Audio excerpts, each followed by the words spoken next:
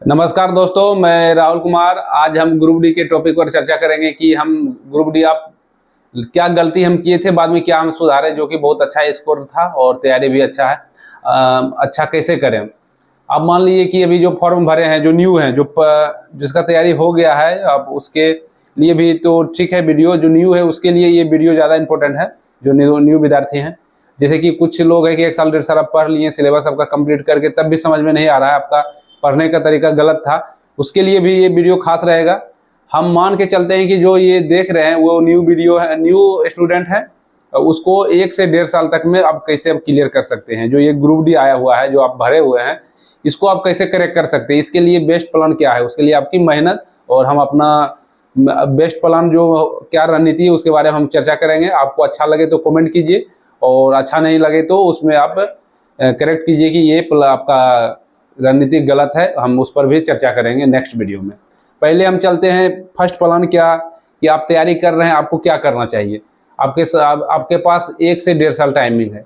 मान के चलिए 1 साल में, 1.5 साल में ऑफलाइन कीजिएगा, 1.5-2 साल लग जाएगा। ऑनलाइन कोर्स लीजिएगा, आपको 1 साल लगेगा पढ़ने में। मेरे हिसाब से हम जिस तरह बताएंगे उस पर फॉलो कीजिए, 1 साल में आपका कंप्लीट हो जाएगा। आप लगभग 55 से 60 जो न्यू स्टूडेंट हैं उतना नंबर आप सिलेबस कंप्लीट करके ला सकते हैं।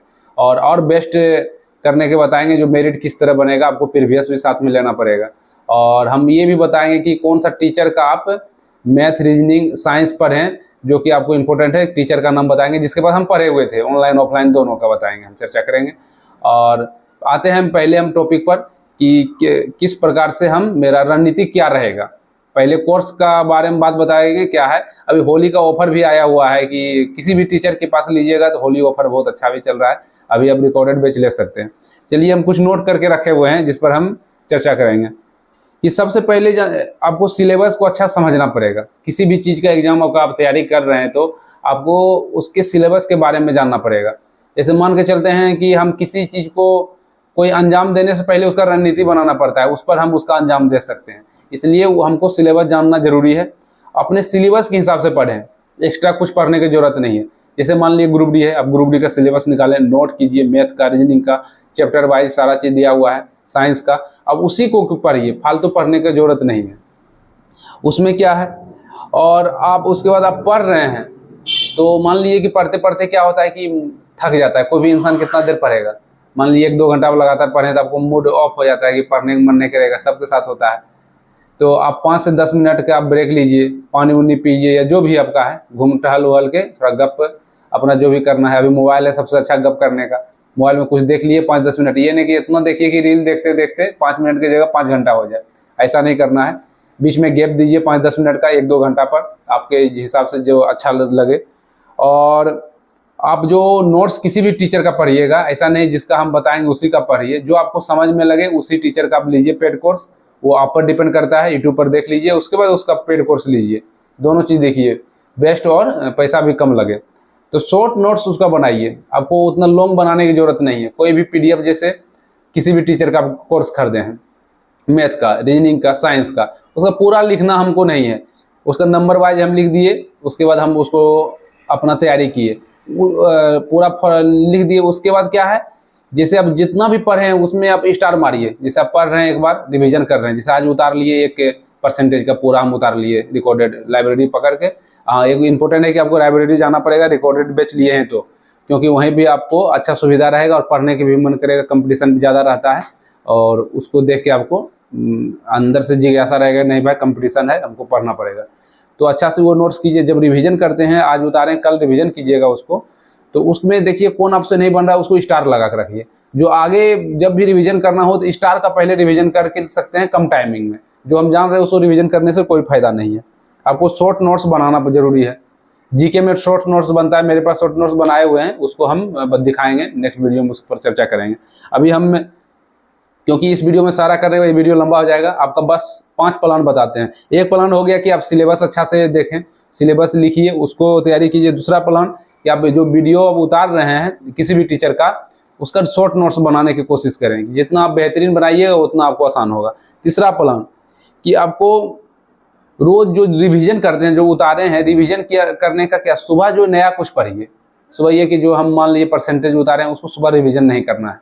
सुबह हम कुछ नया चीज़ पढ़ेंगे। जैसे साइंस है, साइंस आपके लिए नया होगा, न्यू विद्यार्थी हैं, साइंस का सुबह पढ़िए। जो रात में उतारे हैं किसी भी टीचर का साइंस, वो सुबह में सो के उठिए, उसको पढ़िए।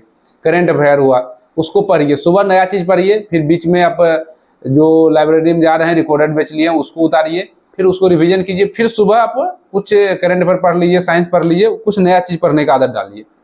3 चीज़ होगी, आप 3 टॉपिक पर बात किए हैं, 2 और बचा हुआ है। सबसे इम्पोर्टेंट है, आपको हार्ड नहीं स्टडी करना है, आपको स्मार्ट स्टडी करना है। उसके लिए क्या है, आपको बहुत पढ़ने की जरूरत नहीं है। जैसा होता है ना कि 15 घंटा 18 घंटा 12-13 घंटा पढ़ रहे हैं, हम भी पढ़ते थे 10 से 12 घंटा। शुरू में तो बहुत ज़्यादा पढ़ते थे, वो कोई फायदा नहीं होता। आप जो आपके लिए इंपॉर्टेंट है वही पढ़िए। ऐसा नहीं कि हम बहुत पढ़ रहे हैं, जो फालतू चीज़ को हम पढ़ रहे हैं वो हो गया हार्ड, हो गया मेहनती, वो बहुत दिन लगेगा टाइम। उसमें भी नौकरी होता है, उसमें ज़्यादा गहन अध्ययन करने की जरूरत नहीं है। टीचर तो बनना नहीं है, नौकरी लेना है। और ख़ास बात यह है कि अब एक बार ग्रुप डी में आ गए हैं तो ग्रुप डी में ढेर सारा ऑप्शन है। आप ट्रेन मैनेजर बन सकते हैं, स्टेशन मास्टर बन सकते हैं। अभी तो आरआरबी सुन रहे हैं कि आरआरबी इसका एग्जाम अब लेगा डिपार्टमेंटल, जो कि नौकरी वाला का, उसमें और अच्छा ऑप्शन है। उसमें कोई अच्छा से होगा, उसमें चोरी का टेंशन नहीं रहेगा, रद्द नहीं होगा, जो भी होगा सही तरीका से होगा। ये हार्ड नहीं स्मार्ट स्टडी का तरीका बता दिए।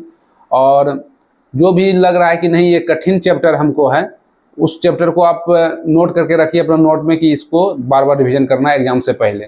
4 चीज़ हो गया। उसके बाद क्या है, अब जब सिलेबस आपका कंप्लीट हो गया, आप 55-60 नंबर लायक हो गए, जब सिलेबस इतना कंप्लीट कर लीजिएगा तो उसके बाद आपको प्रीवियस ईयर पर आपको ध्यान देना पड़ेगा।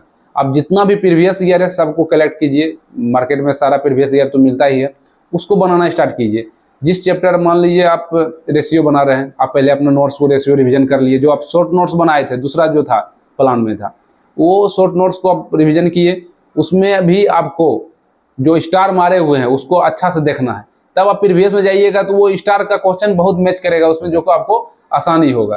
प्रीवियस ईयर आपके लिए काफ़ी इंपॉर्टेंट रहेगा। ये 5वां प्लान था।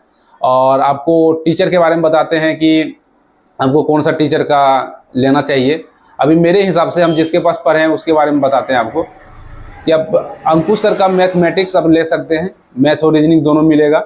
आप पहले यूट्यूब पर देख लीजिए, ये नहीं कि बोले डायरेक्ट खरीद लिए, ऐसा नहीं। उसमें डेमो देखिए, आपको समझ में आए। यूट्यूब पर उनका है चैनल, उसमें देखिए, उसमें समझ में आए तो लीजिए, नहीं आए तो कोई बात नहीं। और होली 50 उसका वो कोड है, होली में ऑफर दिया हुआ है। एक KTC क्लासेस एडवांस मैथ का हम पढ़े हुए हैं, वो भी मस्त हमको समझ में आता था।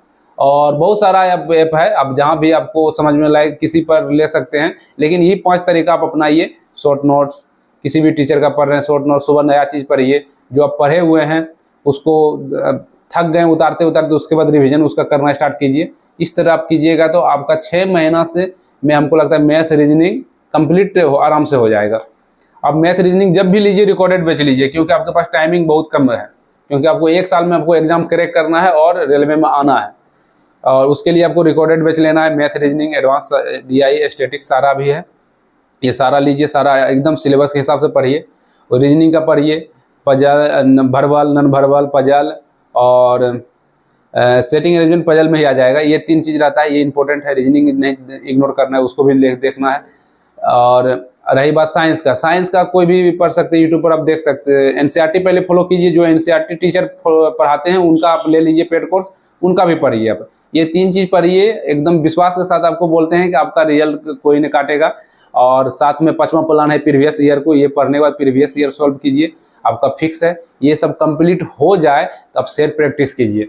6 महीना में ये तीनों कंप्लीट कर सकते हैं। और आप अच्छा से मेहनत से कीजिए। लाइब्रेरी आपको पकड़ना पड़ेगा। आप दिन भर लाइब्रेरी में रहिए, आराम से खाना ले जाइए, अपना लंच वो खाइए पिए, एकदम मानिए ड्यूटी आप कर रहे हैं, उसके हिसाब से आपको फॉलो करना है।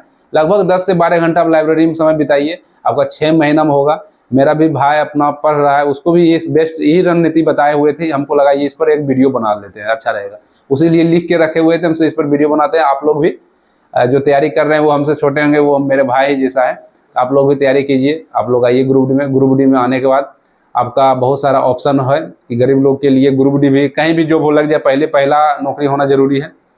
और हम लोग मिडिल फैमिली से आते हैं, आप सब लोग ग्रुप डी में आने के बाद आप बहुत अच्छा पोस्ट पर जा सकते हैं। जिसका डिप्लोमा वगैरह JEE में जा सकते हैं, ग्रेजुएशन है तो मास्टर, गुड्स गार्ड यानी कि ट्रेन मैनेजर, सीनियर CCTC, और इंटर पास है तो TC में जा सकते हैं, TNC में जा सकते हैं। बहुत सारा पोस्ट आपके लिए एलिजिबल है। आप लोग से बस ये उम्मीद है कि इसको अच्छा से फॉलो कीजिए।